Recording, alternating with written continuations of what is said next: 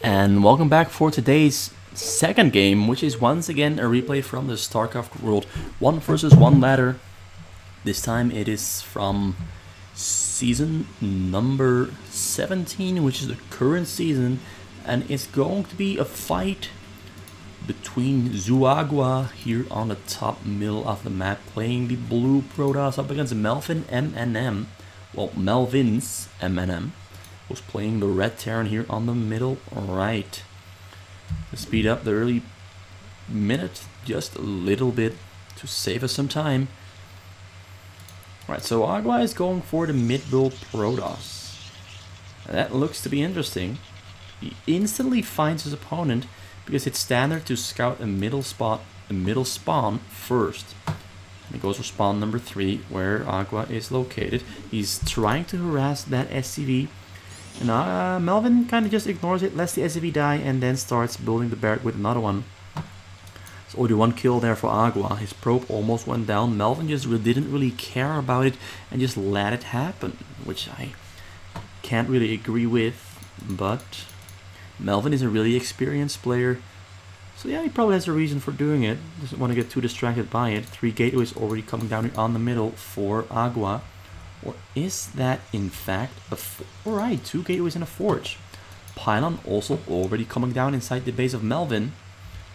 So instead of going for a 3 gateway mid-build proxy, he's going for 2 gateway and a forge. Usually you go 3 gateways and then a forge. Like you try to do a lot of damage with those 3 gateway zealot production. And have the cannons up a little bit later once you already have established control over specific zones in the Terran base, which Agua now does not yet have, and he's only got 2 zealots coming in, which might actually kind of backfire because a bunker already coming up here for Melvin. He's already firing on the cannon. Cannon goes down, Marine goes down to the probes, but the probes now running away from the Marine because the Marine can fire back on those probes. Zealots are just about to be spawning, but the bunker is already up. Now, there it is, there's the bunker. I'm always a little bit ahead with that one. I really gotta try and slow down on that, calling that something is finished when it's not. But at least we got the correction in. Alright, so 2 zealots against 6 marines. Those 6 marines are definitely stronger. 2 more zealots are almost finishing up. But it looks like Melvin has the upper hand here. And this is why you go for 3 gateways, not 2. This is kind of a one-sided fight here, because those zealots are not as strong as they can be.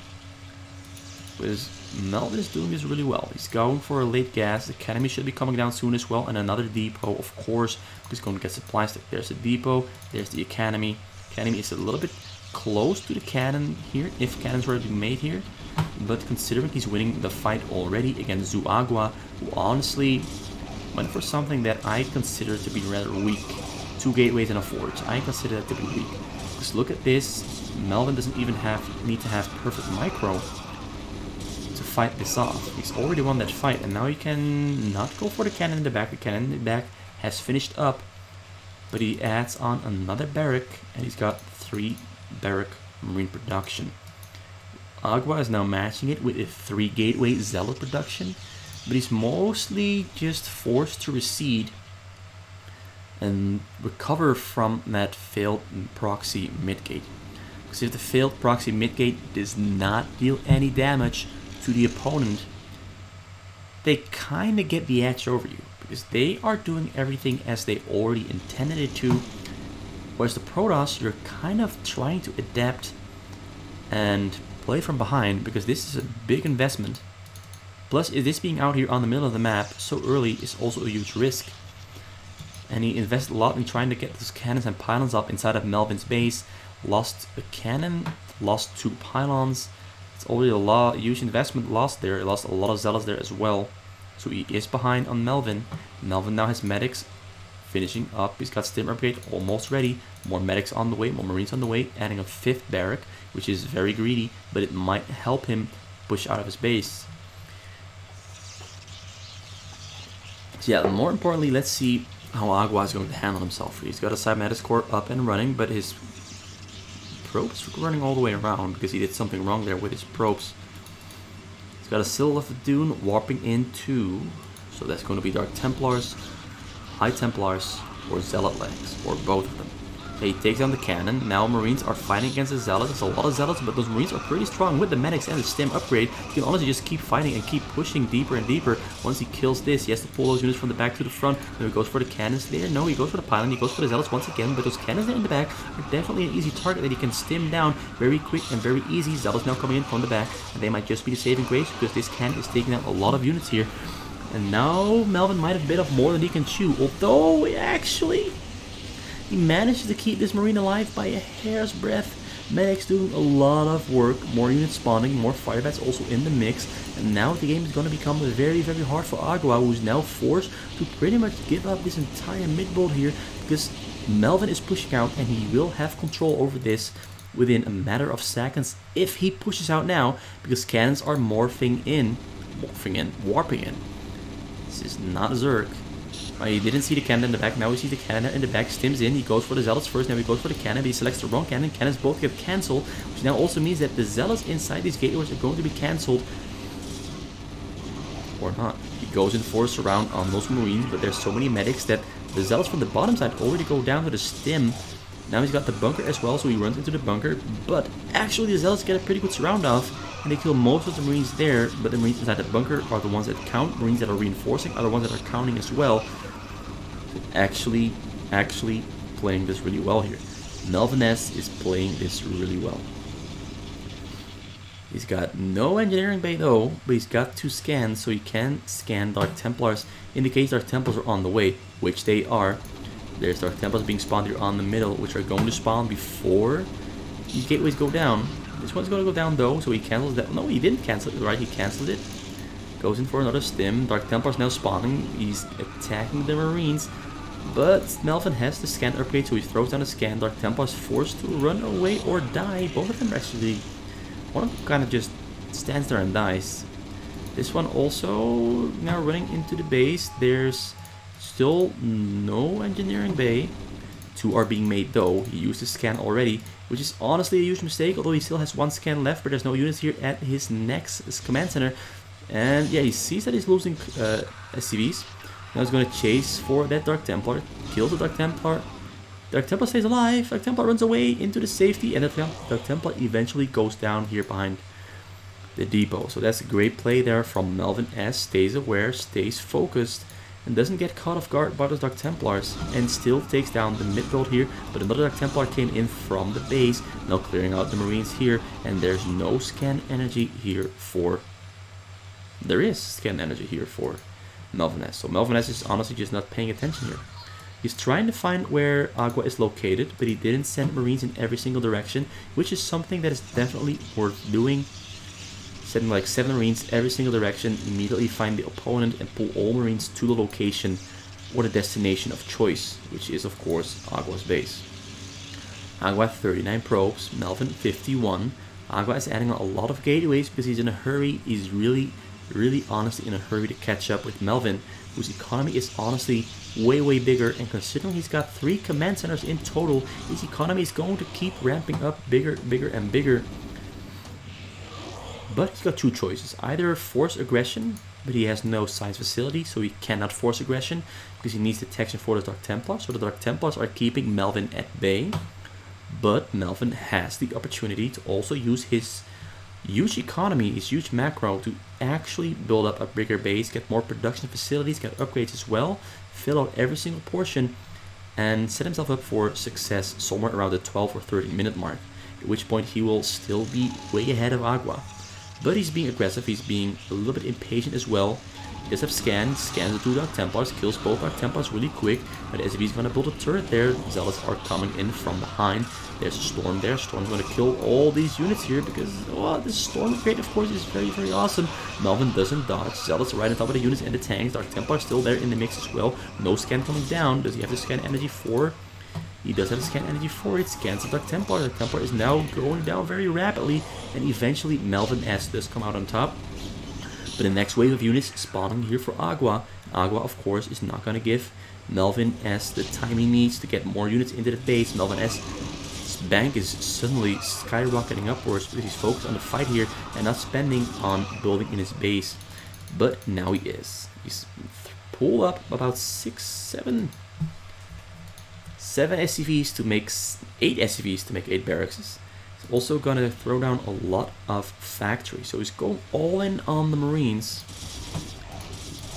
But Agua's being quite smart by going a lot of Dark Templars and some Storms there as well. No science facility still from Melvin, so no science vessel to detect the Dark Templar. He's gonna have to rely on the scans, but he's managing himself pretty well. He's managing himself pretty well. This is a lot of barracks coming out here. He's got the detection in the front, got more units spawning, and he's still 20 SCV ahead of Agua, who has not managed to catch up, has not built a +1 nexus, and is still playing from behind. Supply count is even though, but he's playing from behind because he's incapable of matching Melvin's production or base building capability at the moment. It's going to take him at least another 30 or 3 minutes to start matching Melvin's worker count and his income. And he's adding more gas, so he's not going to match him anytime soon because he's going to fill out those gas very quick, very soon with the probes that are spawning. So no more probes going to the minerals, which might hurt his production ability. But on the upside though, he's at 160 supply, got a lot of Zealots, a lot of Dark Templars, some Archons there as well, more Zealots spawning, and he's setting himself up for the surround on Melvin's units here once they leave his base. But I don't see regular Templars. There's one, so he has 1 storm, maybe 2 storms once the fight starts, but that might not be enough. Scans coming down from Melvin. He scans the entire base, now scans the middle here as well, because he wants to get information on where those units are, because he didn't see the units inside of Agua's base. So yeah, mostly just filling out his base with a lot of barracks, not a lot of tanks, not a lot of mech. Science facility is finished, EMP is on the way, science facility is finished, EMP is on the way, science vessel also being produced, and he's hitting 200 supply capacity. This is once again when the game ramps back up into the action, sieges up the tanks, Zealots get a great surround, and he's got level 1 armor, level 1 weapons, and he gets a really great surround on every single unit. Melvin sent out there into the middle. Melvin didn't do enough recon getting information on where Aqua's units were, so it was caught off guard. But he does kill a lot of units that Aqua had. And he also has somewhat of a small, tiny choke point here. Bottleneck that Agua has to run through with his Zealots. A lot of storms going down. They're actually killing a lot of units, so the storms are really doing big work against those Marines. But he's attacking the 2 barracks there in the front instead of running in and getting on top of units there in the back. And while he's killing those barracks there in the front, the units here in the back are simply really easily stimming down all those units coming in from Agua. One more Templar does it storms, but it misses somewhat. Actually does get about 6 or 7 Marines, so that's still a good storm. But now the supply counts are somewhat even. Agua's minerals are really damn low because he's on 7 gas, and it means he's got about 21 probes on his minerals, which means only 41 on his minerals, 21 on his gas. That's what I meant to say. Melvin is not planning on giving Agua all that much time. He's now mixing fire bats into his composition as well, because fire bats do amazing against those Zealots. I don't see Dragoons coming out from Agua. A lot of Templars though, and a lot of Marines from Melvin. Those Templars are going to wreak havoc unless Melvin can micro his way out of those storms. His Arbiters are on the way here for Agua, going for the stasis, going for the recalls perhaps as well from the top side here into Melvin's base. And Melvin doesn't have a lot of protection around his command center. Doesn't have a lot of gas income either. Though he never ever got hurt on his workers. So yeah, mass coming in here. Templars can't really get access to the units there in the back. Melvin very wisely spreading out his Marines. And now Stim's back in with most of the fire bats and the Marines. The Zealots are just walking into the meat grinder.